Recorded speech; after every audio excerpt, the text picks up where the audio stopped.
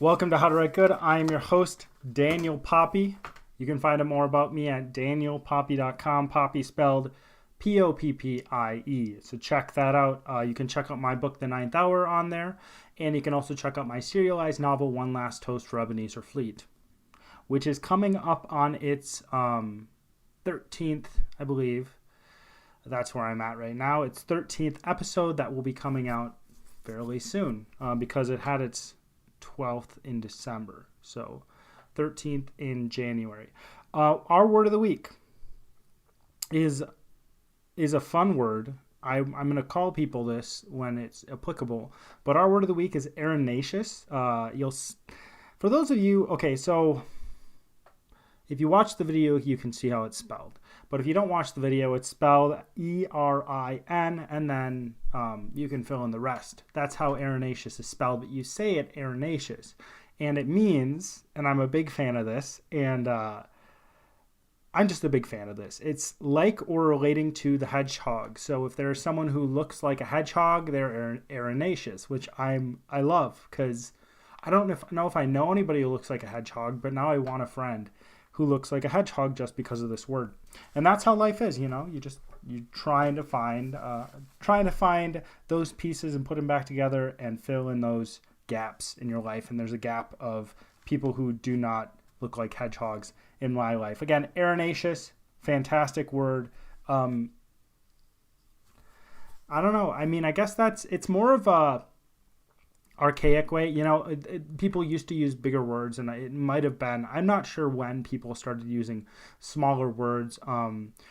My brother's really into history. He teaches history, and he said that people used to have a larger vocabulary. So based off of the research that historians have done, they actually had a much, much larger vocabulary. And I believe that the reasoning, and I might be wrong about this, is because people talked to each other more, but they also did more reading back then rather than watching television. So it used to be the case that people used to use a lot more big words, and people knew what they meant when they used the big words, but there were a lot bigger words in older texts. There's a lot of bigger words in older texts because people actually used those words in the past. And I think arenaceous is one of those. I think it's archaic. I think it's not used as much anymore, but part of me wants to bring back that old style, and part of me likes the simplicity of the newer style.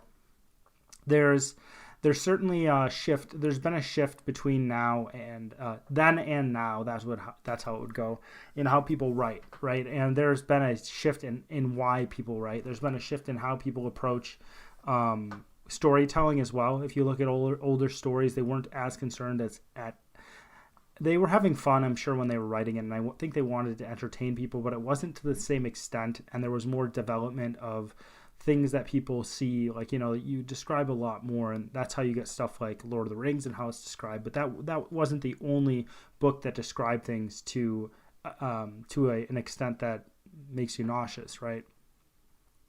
For those of you who like Lord of the Rings, there is some merit in that. And if you want to describe something, there's no television, Before there was television, I think there was a lot heavier focus on words. There was a lot heavier focus on spoken and written communication. We had the theater, but we also had books, and most people weren't probably rich enough to go to the theater a lot, so they were able to read more books, right? I'm sure they passed around books, which in that world, libraries were golden, right? If you had a library with a lot of books, you could read all their books, and if you read a lot of books, you're going to know more words. It's more likely that you're going to know more words, or at least come across more words. And then you're also going to be able to remember more words. You're probably going to be a better writer. It's if you look at people writing in the past, you look at some like Civil War soldiers writing, and it was very authentic, and they weren't worried about being creative writers. They were just writing from how they wrote, and they didn't worry about it. And it comes across as very like it's golden. That's what you want in your creative writing. So that's what arenaceous reminds me of. But people I think writing used to be more of a part of what people did, because that's how you communicated long distances. You had to write letters, so people wrote letters. And nowadays you don't have to write anymore to communicate over long distances, or you don't have to read to learn about the news and different things like that. You can watch television, or you can listen to it and different things like that, which I think degrades the level of writing most people have.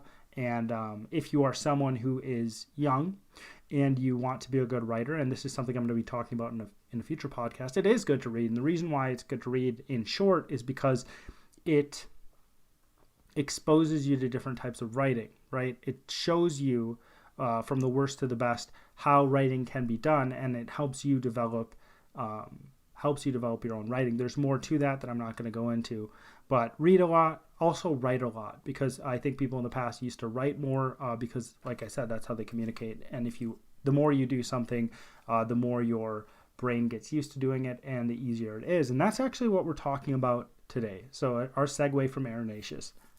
We are going to be talking about, to a certain extent, how someone who is creative, because someone who's creative isn't necessarily an artist. I wouldn't classify everybody creative as an artist. I would say that if you're an engineer and you're an engineer creating new products, you're a creative engineer, but you're not an artist, right? You might get into the area of art when you're actually making something as an engineer or designing something, but it's not necessarily the case that you're creating art. Sometimes it's just functional. Sometimes it doesn't fall into that art category, or at least what I would consider, and the majority of people I think would consider the art category. And there's a lot of overlap with that. And the reason why we have a lot of overlap, I think, with between when you have something created by a person, it's in a lot of cases hard to distinguish between whether that is art and whether it isn't art. I would say there is a difference, but it is difficult to talk about what art is. And I've talked about that in the past, a couple episodes ago or whatever, I talked about that. So you kind of know where my mind is right now. But when you create something, because art is something created, or at least that's how I define it, I think it is definitely something created, because it is something created. When you get other things that are created that aren't art, it becomes difficult to determine whether they are or not in some cases. If I'm making a screw, right, that I'm going to use to put something together, that's not art. Also, if we're making paint, which is man-made, that's not art either, right? It's made by humans. It's not art, but you can use it to make art, and that's what might confuse some people. Some things can be used to make art that are probably art, right? And I can't think of right now. So if you make a blade of some sort, if I make you so in clay, when you're in ceramics, when you're working with clay, you have different tools that are like blades and different things like that. So if I make you a really fancy blade for using with your ceramics when you're creating art with it, I could possibly consider that art. That probably, like a nice carved handle, has a really beautiful blade, has a really good color.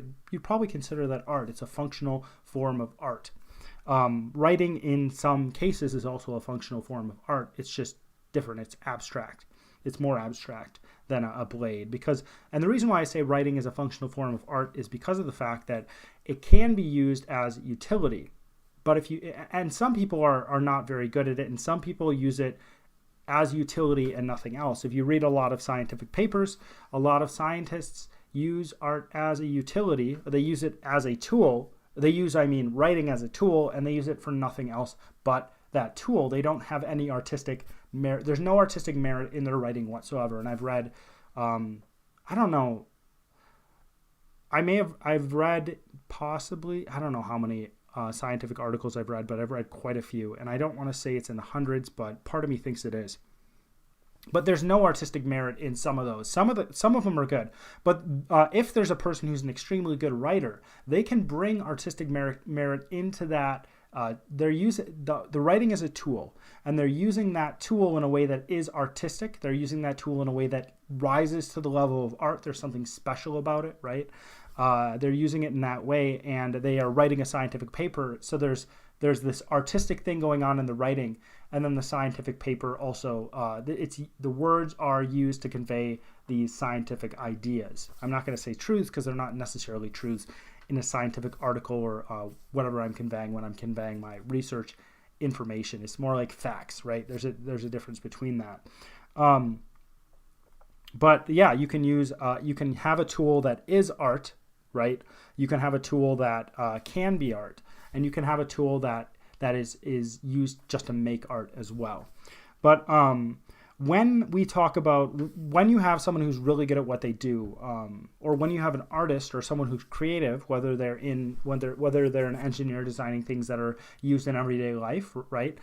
Whether they're and you have things like you have somebody designing plates, you have somebody designing vehicles, and some of these rise to the level of art in a lot of different ways. But if you have someone who's in a field that it's a very practical product, or you have someone who is doing something not very practical, like painting, right? You would oftentimes say that's not practical. I would argue that that is something that is very, it improves your life. It's something that's very valuable in your life if you have a painting of some sort, even if you have some sort of art, whether it's a actual original painting or it's just a print. I would say it's something that actually is valuable in your life. It's going to improve your life in a way that is different. Like it's kind of like music, right? I found that listening to music is beautiful, right? And I think it's better because most people probably listen to music and most people probably understand this from the musical perspective when they don't necessarily understand this from the painting / reading and different things like that, because music is more accessible to more people because it's auditory and it's ubiquitous. It's everywhere. With music, you have times where you maybe aren't feeling well, or maybe you are hanging with friends, and I found this to be the case in my past and in the present as well. Or you are around a specific time of year. Christmas is around this time of year, and or you're, for whatever reason, like you have a wedding or something like that. Music almost like accompanies these things. So if you're in a bad mood and you listen to music and you listen to your favorite music, there's a high likelihood that music's going to affect you in a significant way, and maybe you're going to feel better about what's going on in your life. Maybe you're going to be able to take a different perspective, something like that. But that music hits you in a way that if somebody just told you that information, if you took the lyrics and I read you the lyrics of a song, or if I just like told you what the music's trying to convey, then you'd probably be like, this isn't as impactful as the music itself. In the same way, these different experiences, these different times of year, like Christmas or weddings, or when you're just hanging out with your friends, these experiences, it's kind of difficult to explain, but they can be encapsulated in that music, because you have that music that goes along with those experiences when they're happening. But they also enhance those experiences. They take your experience and they bring it up to here. They're like, when you add music to so many different experiences, you go from this mundane thing. I'm driving in a car with my friends. We're hanging out. Friends. Friends. Ridiculous. Who has friends? You're driving in your car with your friends. You're hanging out, and you don't have any music, and it's just this mundane thing. It's just like, oh yeah, this is basic. You're just talking to another person. But music, in a lot of different cases, has the ability to take something mundane and has the ability to make it transcendent in a lot of cases, where you're like, maybe there's something special about what's going on here. Some things are transcendent without music. I would say that if you're at a wedding, especially if you're the bride or groom, that experience is transcendent. You don't have to have music. I would say that if you are a religious person and you're celebrating a specific holiday, that holiday can be transcendent without music. But at the same time, I think that music is kind of like oil. A vehicle needs oil to function. A vehicle needs oil to function because there's all these moving parts. If you don't have oil in a gasoline engine, like in a car, if you don't have oil, eventually the engine explodes because of I think it's because of friction and pressure. There's so much pressure, I believe, built up, and I'm not someone who knows a lot about engines, but the engine block, the main part of the engine, will actually explode. It'll destroy it. What happens is I believe it's pressure that builds up on the piston, and the piston shoots out, which essentially is it exploding. But those things in life can be. The transcendence can come more easily with music, right?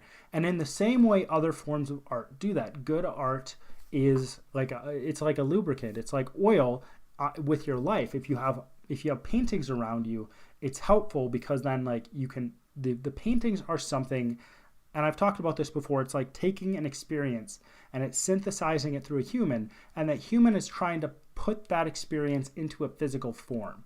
right? And that's really, really, really difficult. And part of me thinks that some of the most complex experiences are told through storytelling, possibly through music, but stories are longer. And the reason why the most complex experiences in my opinion can be told through storytelling is because you have 300 pages to do it, right? A song could be 30 minutes long, but at the same time it's not as long. It doesn't have as much information as a 300-page book. So something that is longer, I think, has more potential to convey a richer experience than something that is shorter. But it's not necessarily the case. So it's difficult to explain. I would argue that that's part of it. At the same time, you have these paintings, you have short songs that are very rich in human experience. They're very rich in their artistic value. So maybe I'm wrong about that, and I'm probably wrong about that. But I'm just biased because I like writing, so I'm just sticking that in.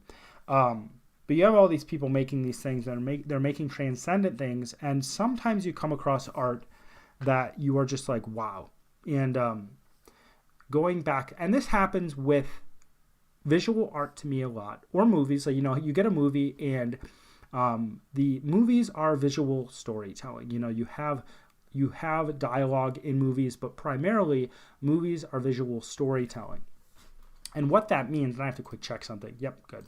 And what that means is that if you make those visuals in a movie impactful, right? You make them something humans can take in and they can process and they can understand emotionally, because I think that's kind of where I think the emotions, and I'm probably wrong, the emotions are where we understand those experiences. The emotions help us code those experiences into our brain in a way that is more permanent, right? You don't I think that when you're remembering the past, you always have an emotion attached to those memories, and it's likely that when you have specific emotions, specific memories come up. But those people are so impactful that we're just like, wow, this is amazing. You run into these pieces of art that you're just like, wow, where did these ideas even come from? I am a fan of, and not everybody is, and I understand that. I'm a fan of Ernest Hemingway's writing. It's very simple, but it's very poignant, and I just like it a lot. There's something about it that I really like, and it just connects to me in a way that I'm just like, wow, this guy was extremely good at what he did, at least in my opinion.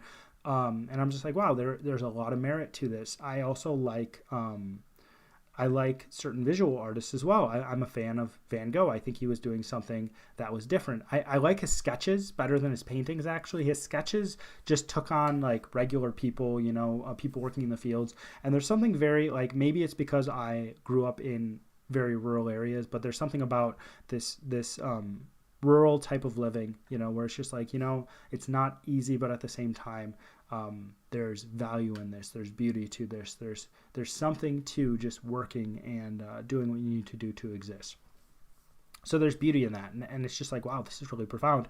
And when you look at that, it's just like, where did these ideas come from? How were these people able to do such amazing things? For me, when I run into certain storytelling, I'm just like, wow. I'm blown away by certain storytelling, and I probably brought up this before.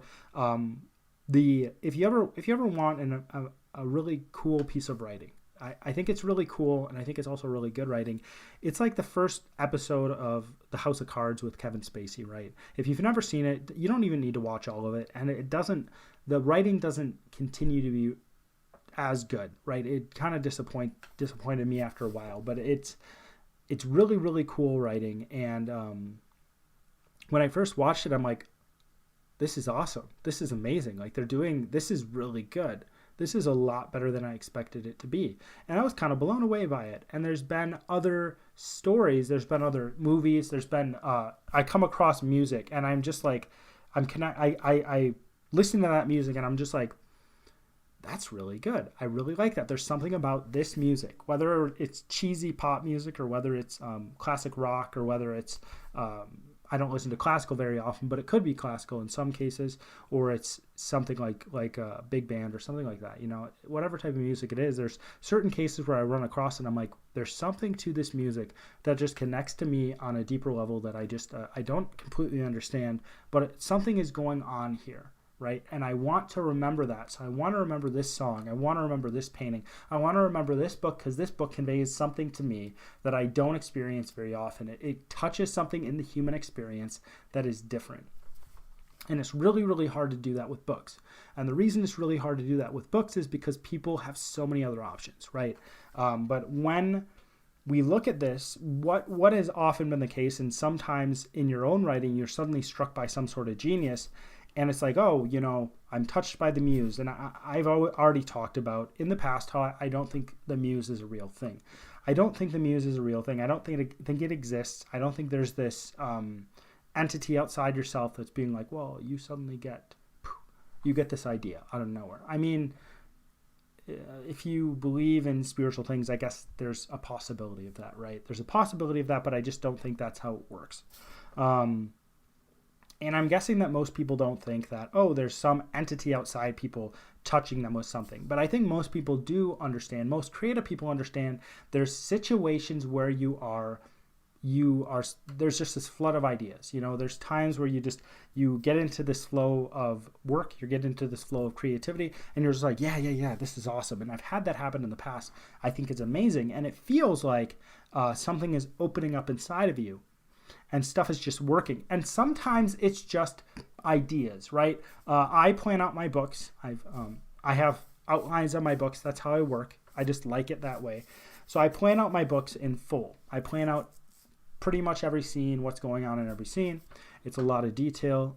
No, I don't follow it perfectly, but I do use it as a pretty close guide. It helps me a lot.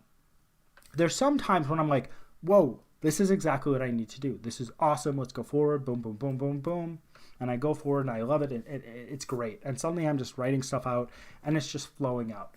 And there's other times when I'm writing, and there's sometimes when writing is a slog, and that's just how it is. Writing is a slog sometimes. I'm just getting it done. There's other times when I'm writing when it just feels like I've tapped into something that is beyond me, and I'm not writing something that I'm making up. I'm a conduit for something that is bigger, better. I'm a conduit for extremely good art. That's where the Muse things come in. So I'm guessing most of us have these situations where we are, where we're writing and we're tapping into something bigger, or it feels like we are, and it's just flowing like crazy. And it feels like the ideas are coming from nowhere, but it's not coming from nowhere, right?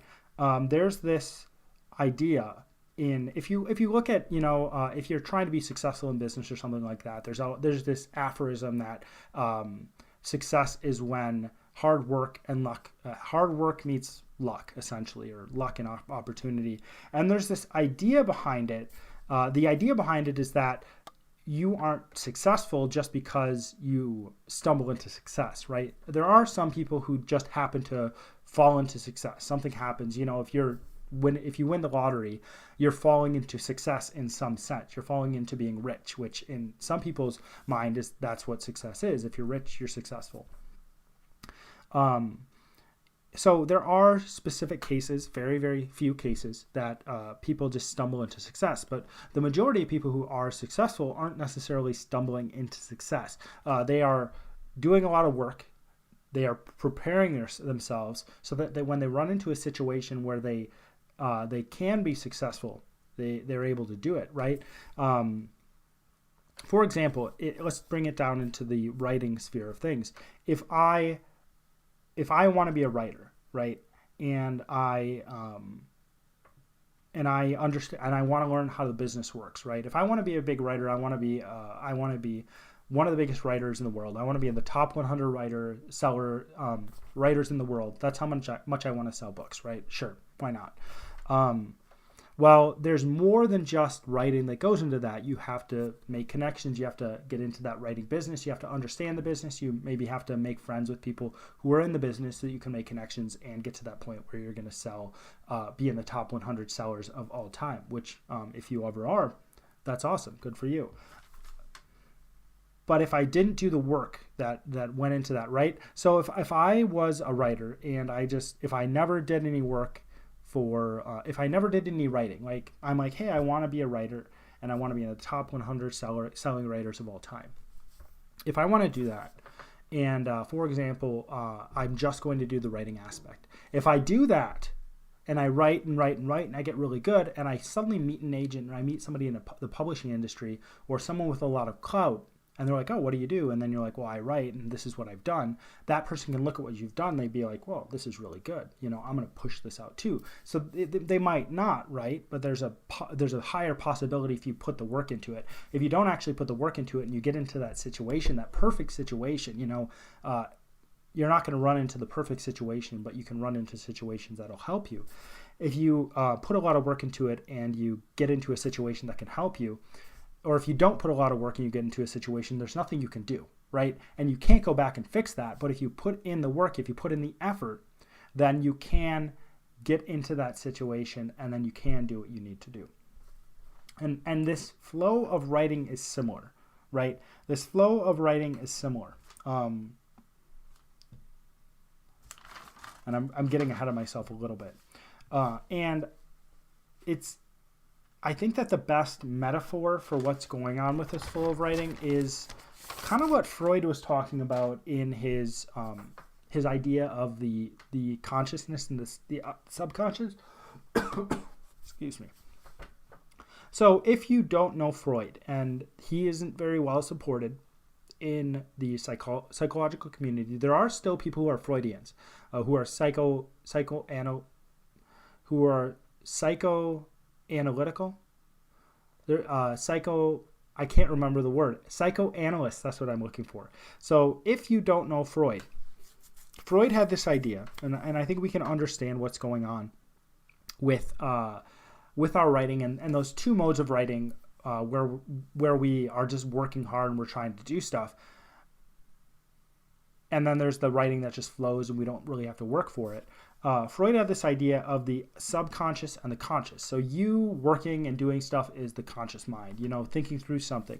And then Freud also had this idea of the subconscious, and the subconscious was made up of two entities, the id and the superego. And the id is this animalistic part of humans, and the superego is the moralizing part of humans, right? The part of humans is like, here are the rules, you must follow the rules. In the end, what he had the consciousness, which was or the ego, the consciousness, the person, right?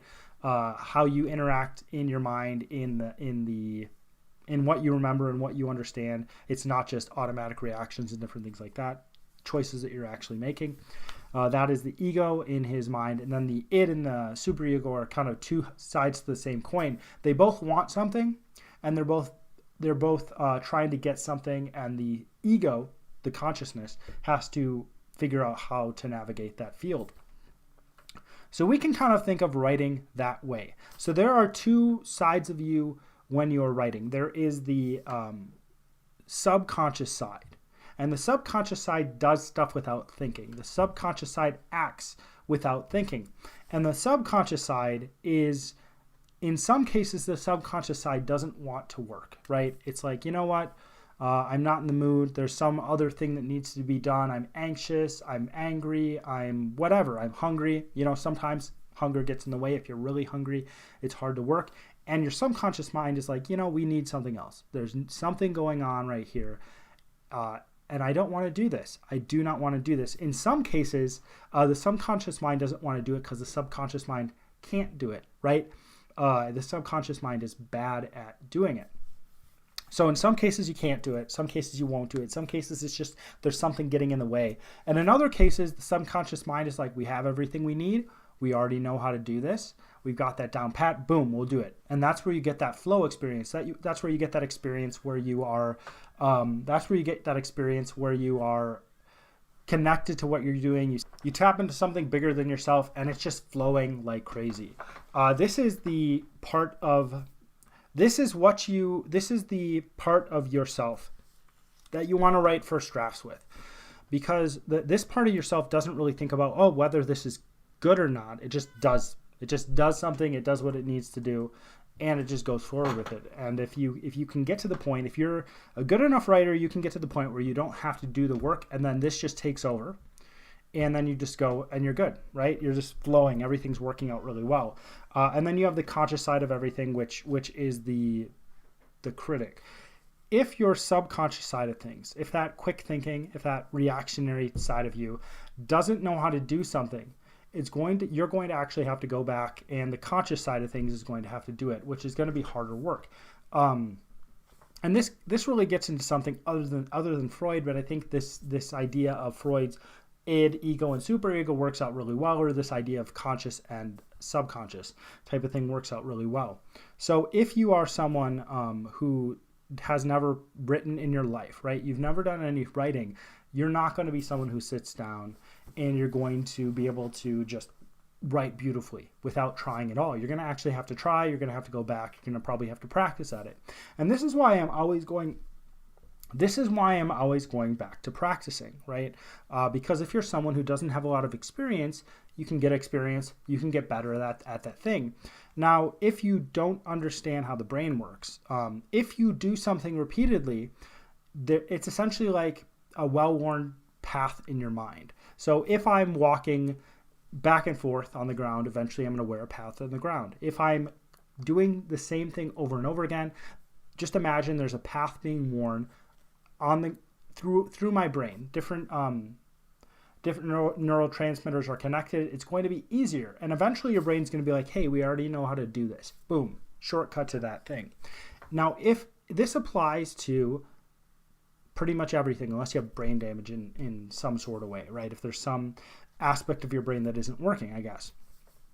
But if you are someone who doesn't know how to write, or if you're someone who isn't good at writing, or you have to put a lot of effort into it, if you keep on working at it, and if you keep on studying it, and if you keep on practicing, you're going to eventually wear that. Path down in your brain, and we're just deliberately practicing, right? And then we're getting to this aspect that we're getting to this point where we're writing, and then everything's coming out really, really well. But at the same time, you don't get to that point, or most people don't get to that point unless they put a lot of practice in. I think that very few people actually get to the point where they are extremely good writers without any practice. There's probably somebody out there, there's somebody who is a savant of some sort, who can write really, really well without trying, who's just a beautiful writer, and somehow they've tapped into what you need to be a really good writer. But the majority of us have to put in tons and tons of time to get to the point where we're just really good writers. So if you're someone who's like, well, I'm not very good, you have to put in the practice. You have to put in the practice, and you might think, well, this isn't fun. This isn't fun to put in the practice. Well, it depends on what your goals are. If you want to write, then you're going to have to. That's just how it is. And eventually it will get better. It's like exercising. If you exercise, and this is simplistic because the brain is so much more complex than just your muscles. But if you exercise, the first month, the first 2 months, maybe the first 3 months they're going to be bad in some cases, depending on what you're doing. You're going to be sore, but eventually your body gets used to what it's doing. It's like, this is how we work. We exercise and we'll get stronger. Your body gets stronger. You get better at what you're doing. If you practice piano, you're going to slowly get better at piano or guitar or whatever musical instrument you're doing.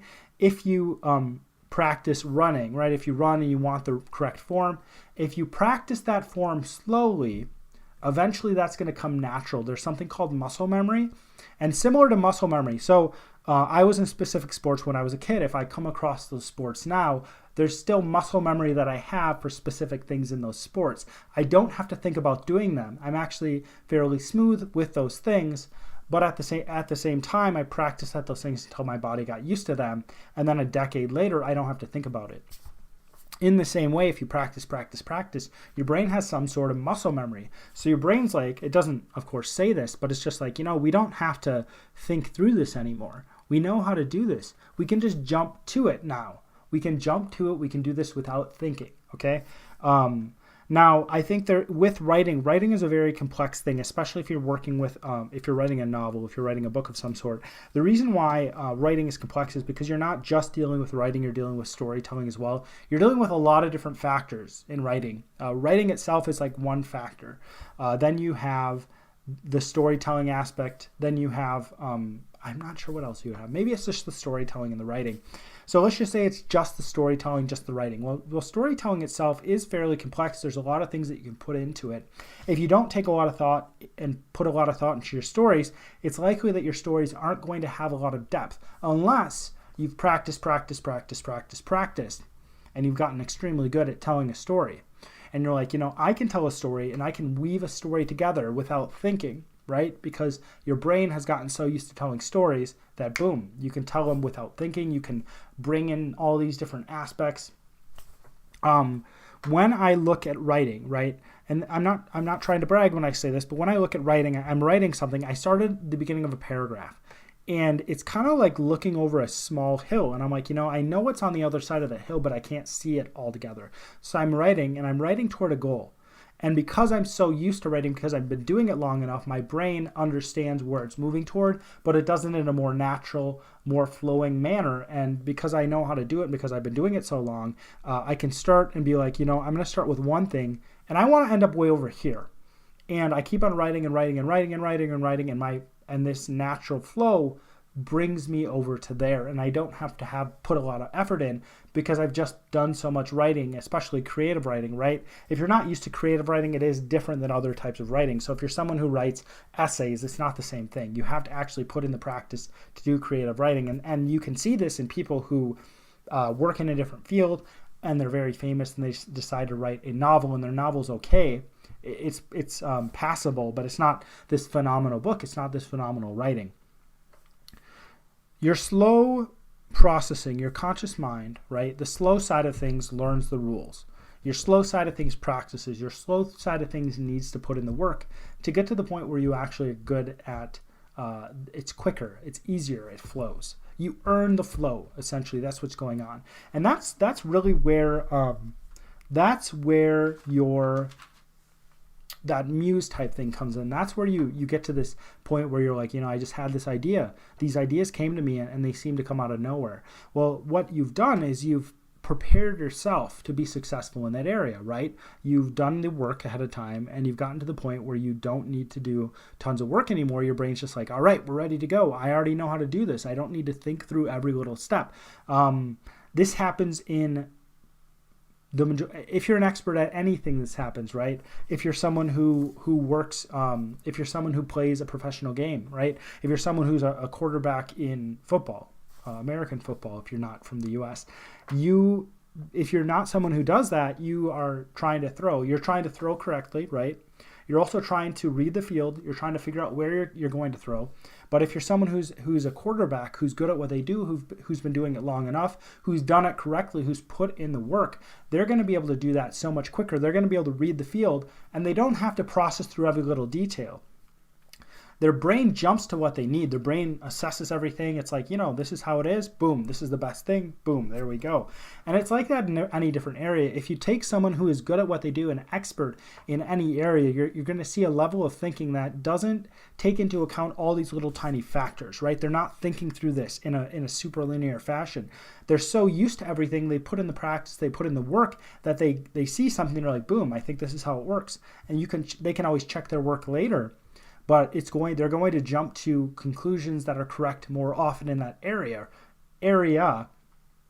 than someone who is a beginner. There's actually this thing that if you're an expert in an area, you actually think about the specific area in a way that is different than someone who is a beginner, right? And it's because you think of it in a broader context, because someone who is an expert can think of a bigger piece of information about that, and someone who's a beginner has to start with a small piece of information. So it's like if I'm looking at trying to understand an engine, if somebody is really familiar with engines, they can look at the whole engine and they know how all the different pieces work. They can look at the engine as a whole, but for me, I need to start with one piece at a time. So we're on two different levels. But your brain is essentially, to simplify it a lot, it's like, hey, I know this so well. I know this writing thing so well, I don't even have to think about it anymore. I just jump to that conclusion. I jump to what good writing is, but it does take work to get there. And that's where we get to this muse thing. I'm kind of the opinion that the best writing is in that state. The best writing is where you're not working really hard at it, where it feels like everything's coming through you instead of just being created by you. I think the best type of writing is where you're like, wow, where's this coming from? This is so cool. And I think that's kind of cool. I think that's really cool because that means the person, in most cases, who put in the most work is getting the best writing out of it. And I think there is a sense of like, hey, how do you hear the words? I think there can be certain instances where people can vary in how they write depending on what they grew up with or what traditions. Maybe music can change how they write. Maybe there's something different about their brain where they hear things differently or they experience sound differently that can change how they write. But for the majority of us, we're sticking to, hey, we work really hard and then we're going to come out with this good writing. One thing I think before I go, and this is it, one thing that I think is important to remember is that you need both sides of this. It's not just jumping to this great writing. You need both sides of this because maybe there's something you don't know how to do well, right? Maybe there is a point where you're like, I'm not sure if this is good. Let's go back and check consciously to determine whether this is good, right? And most of the time, these two systems, these two sides of yourself are working together. It's not as if, especially in writing, it's not as if you're just writing and everything's coming out and it's really good. In a lot of cases, it's like, you're writing and you're coming up with stuff and your conscious mind is working. Your conscious mind is like, all right, subconscious, this is where we want to go. I need this and this and this and this. All right, I've got my list of things I need. And then you allow your subconscious to work, but you're kind of directing it. It's kind of like, it's kind of like an oracle. An oracle that isn't a real oracle. So I'll explain that and then I'll be done. So you have this fake oracle, and you are the interpreter of this fake oracle. That's your job. But you know that this oracle is fake. You know that this oracle is just giving out information because it's on a drug trip of some sort. So what happens is people come to this oracle and they talk to it, and then it's your job to interpret what this oracle is saying. And the oracle says something, and what the oracle says is a little ambiguous. What the oracle says doesn't directly connect to what's going on, right? The oracle, it doesn't say things explicitly. Let's just say that. So there's a guy who comes and he has a wife who's sick, and he says, hey, my wife is sick. I want to know if she's going to survive or not. And the oracle says something that's kind of bizarre. The oracle says something that doesn't even seem to be related to his wife. And then you're like, well, what do I need to do with this? Because I'm the oracle interpreter.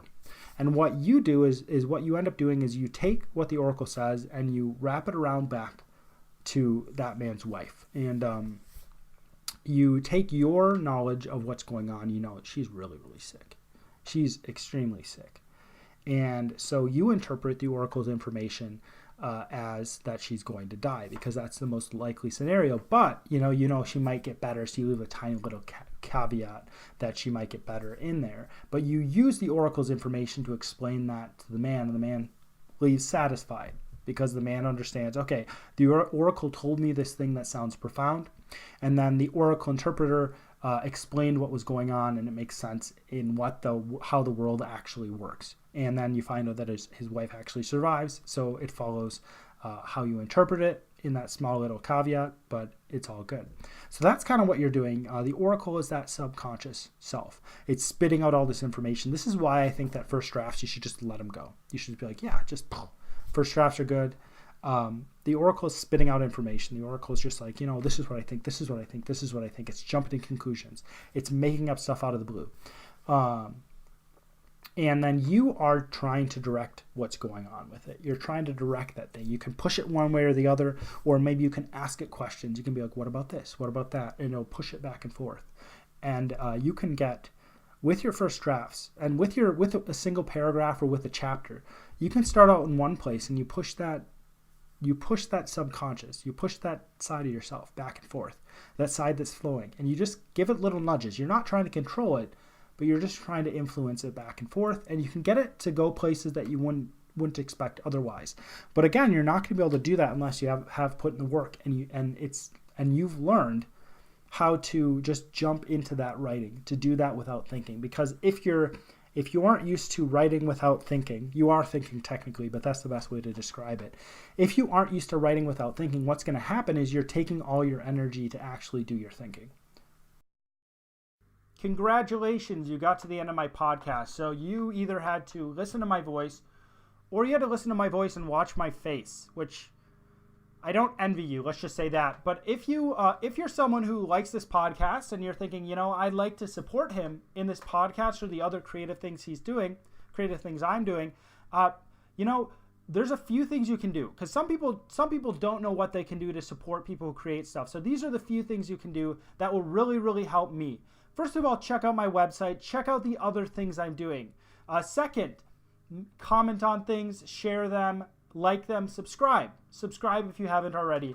And the third thing you can do is give reviews on different places, all right? So the biggest thing for this podcast is going on to iTunes, giving it an honest review, telling people why you like it, telling people why you hate my voice, why you hate my face, but telling people why they should really check it out, despite the fact that I have so many failings in terms of looks and voice.